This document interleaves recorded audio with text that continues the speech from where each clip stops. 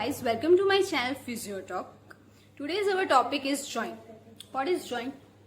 And joint made up of which structure? So we can talk about the joint and its classification. So basically the joint made up of articulation surface of two or more bone which is capable for the movement. So we can talk about the classification of the joint. The classification of the joint according to the function also and according to the structure also. But we can talk about the classification of the joint according to the structure.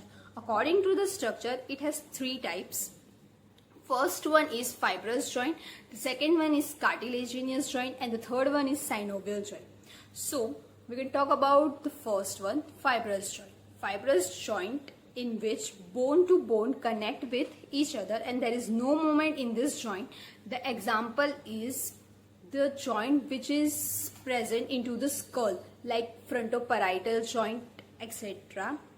And the second one is cartilaginous joint in which two bones are attached with each other with the help of the cartilage. Example is intervertebral joint.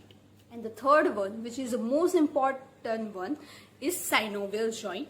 Synovial joint, which is made up of articular surface of the two or more bones which has a cavity, and this cavity is known as a synovial cavity, which is filled with the synovial fluid, and there is a membrane around this joint which is known as a synovial membrane. And the example is shoulder joint, hip joint, knee joint. These all major joints are most of synovial joint. So we can talk about the classification of the synovial joint in our next video.